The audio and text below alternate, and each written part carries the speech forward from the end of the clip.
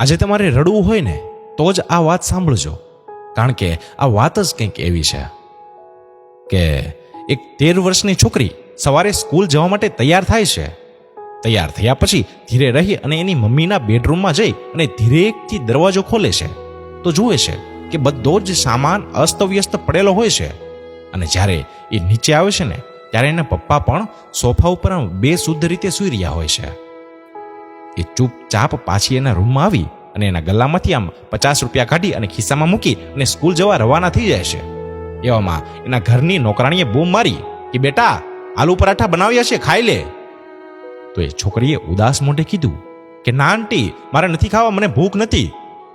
નોકરાણીએ જબરજસ્તી તેની બેગમાં ટિફિન મૂકી દીધું અને છોકરી સ્કૂલ જવા રવાના થઈ ગઈ.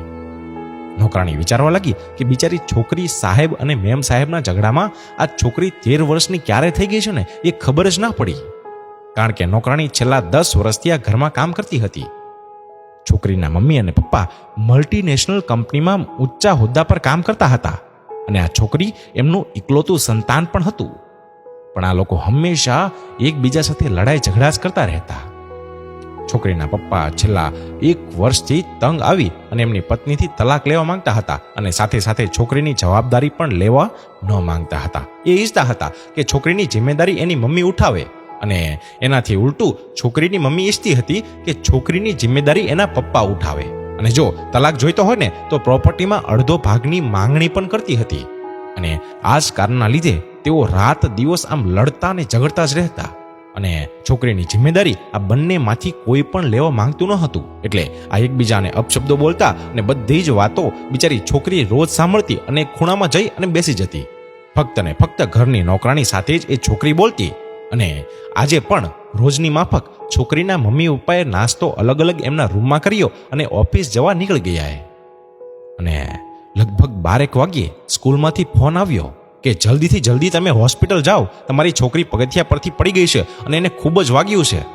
બંને જણા હોસ્પિટલ પહોંચે છે અને જોવે છે તો છોકરી આઈસીયુમાં છે, ઓપરેશનની તૈયારી ચાલે છે, માથામાં ગંભીર વાગ્યું હતું, ઓપરેશન થયું, પણ એ છોકરી બચી ના શકી. જિંદગીની જંગ એ અહીંથી હારી ગઈ. છોકરીના મમ્મી પપ્પા આમ સ્તબ્ધ થઈ ગયા, એમનું ભાન ભૂલી બેઠા. એવામાં છોકરીની દાદી પણ ત્યાં આવી ગઈ અને બેટા વહુને જોઈને નફરત ભરી નજરોથી જોઈને એને એની સામેથી આમ મોઢું ફેરવી લીધું. પછી તો તપાસ થઈ તો ટીચર અને સ્ટુડન્ટે કહ્યું કે એમનો પગ લપસી જવાથી એ નીચે ગબડી પડી હતી અને આમ એને વાગ્યું હતું. પછી તો શું, છોકરીનું 13મું પૂરું કરી અને છોકરીની દાદી આમ જવા લાગી તો એમના છોકરાએ એની મમ્મીને રોકવાની કોશિશ કરી, પણ દાદીએ આંખોમાં આંસુ સાથે કીધું કે આ તમારી લાપરવાહી, તમારા કંકાસ, તમારી જીદે મારી પોત્રીને ખાઈ ગઈ. હું તો એને મારી સાથે જ લઈ જવા માંગતી હતી, પણ તમે બંને જણાએ એને પોતાનું અહમનું મોહરું બનાવી રાખ્યું અને એની જાન લઈ લીધી તમે. હું તમને બંનેને કોઈ દિવસ માફ નહીં કરું, એમ કહી અને દાદી ત્યાંથી જતી રહી. નોકરાણી પણ સદમામાં આવી ગઈ. એને પોતાની જાતને આમ સંભાળી અને છોકરીના મમ્મી પપ્પાને કહી દીધું કે હું હવે આ ઘરમાં કામ નહીં કરી શકું, કેમ કે તમારી છોકરીને મેં નાનેથી મોટી કરી છે, એટલે એની યાદો મારો પીછો નહીં છોડે. એનો રડવાનો અવાજ મારા ખોળામાં રોતા મેં એને કેટલી વાર જોઈ છે. ક્યારેક તો મને એવું થતું કે આ છોકરીને લઈને હું કંઈક ભાગી જાઉં, પણ હું ડરપોક આવું ના કરી શકી. શાયદ હું ભાગી ગઈ હોત ને તો આ છોકરી આજે જીવતી હોત. ને છોકરીના મમ્મી પપ્પા પાસે નોકરાણીને આપવા કોઈ જવાબ ન હતો. જેમ જેમ સમય વીતતો ગયો તેમના ઝઘડા પણ ઓછા થતા ગયા. એમની લાગણીઓએ અંદર ને અંદર આમ ચુપ્પી સાધી લીધી હતી. એમાં એક દિવસ રવિવાર હતો. છોકરીની મમ્મીએ હિંમત કરી અને એની છોકરીના રૂમમાં જવાની આમ કોશિશ કરી.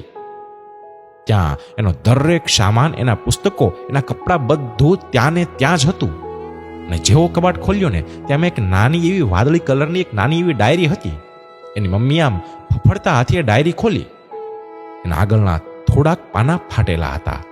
પછી પાના ફેરવવા લાગી અને દરેક પાના પર એના દર્દની દાસ્તાન ટુકડે ટુકડે લખાયેલી હતી કે મમ્મી અને પપ્પા, હું તમને ડિયર નહીં લખું, કેમ કે ડિયરનો અર્થ તો પ્યાર થાય છે. પપ્પા, તમે મમ્મીને કહો છો કે આ તારી છોકરી, અને મમ્મી તમે એમ કહો છો કે આ તમારી છોકરી, પણ તમે બંને એમ કેમ નથી કહેતા કે આ આપણી છોકરી છે? આગળના પાને લખેલું હતું કે તમને ખબર છે કે હું મામાના ઘરે જાઉં છું ને ત્યારે મામા મામી મને બહુ જ પ્યાર કરે છે. મામી જ્યારે એમની છોકરીને પ્યારથી મારી વહાલી દીકરી કહે છે ને, ત્યારે મને પણ એવું થાય છે કે શું હું કોઈની વહાલી દીકરી નથી? મમ્મી, હું તારું બધું જ કહેવાનું પણ માનું છું, તો પણ કોઈ દિવસ તે મને મારી વહાલી દીકરી કેમ નથી કીધું? આગળના પાના પર પાછું લખેલું હતું કે પપ્પા, હું તમારી સાથે આઈસ્ક્રીમ ખાવા માંગતી હતી, પણ તમે એમ કીધું કે આવા ફાલતુ વસ્તુ માટે મારી પાસે ટાઈમ નથી, તો માસી અને એમના છોકરાને આઈસ્ક્રીમ ખાવા લઈ જાય છે, તો એ કેમ નથી કહેતા કે એ બધી ફાલતુ વસ્તુ છે? તને ખબર છે મમ્મી કે હું આપણા ઘરથી બહુ દૂર જવા માંગુ છું, જ્યાં મને એવું કશું ના સંભળાય કે તારી છોકરીને હું નહીં રાખું. પપ્પા, જો હું મોટી હોત ને તો હું જાતે જ તમારાથી દૂર જતી રહેત, તમને હેરાન ના કરત. હું તમને બંનેને ખૂબ જ પ્રેમ કરું છું, પણ તમે બંને જણા મને પ્રેમ કેમ નથી કરતા?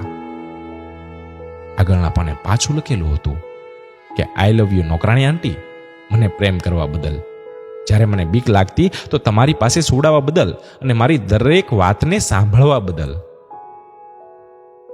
અને છેલ્લા પાને લખેલું હતું કે દાદી, આઈ લવ યુ, તમે મને અહીંથી લઈ જાઓ, હું પ્રોમિસ કરું છું કે હું તમને ક્યારેય તંગ નહીં કરું. છોકરીની મમ્મી ડાયરીને ગળે લગાડી અને આમ જોરથી રડવા લાગી. એ અવાજ સાંભળી અને છોકરીના પપ્પા પણ ત્યાં પહોંચ્યા. તો છોકરીની મમ્મીએ એ ડાયરી તેમના હાથમાં પકડાવી દીધી. છોકરીનો બાપ દરેક પાના વાંચે છે તો એનો ચહેરો આમ બદલાઈ જાય છે, એને પોતાની જાત પર કંટ્રોલ ગુમાવી બેસે છે અને ધડામ દઈ અને પલંગ પર બેસી જાય છે. અને છોકરીની મમ્મી એના પપ્પાને કહે છે કે આ એક્સિડન્ટ નથી, આત્મહત્યા છે.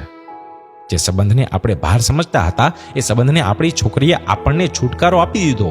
આપણે બંને થઈને આપણી છોકરીની જાન લઈ લીધી છે. પછી તો બંને જણામ જોરથી રડવા લાગ્યા. આ વાર્તા એ ઘર માટે છે જ્યાં મમ્મી પપ્પા એમના છોકરા માટે લડે છે, જેની સજા છોકરાઓ ભોગવે છે. જો તમે છોકરાઓનો સારો ઉછેર ના કરી શકો ને, તો તમને એને જન્મ આપવાનો પણ કોઈ જ અધિકાર નથી. સારો ઉછેર રૂપિયા, સુખ, સુવિધાથી નથી થતો.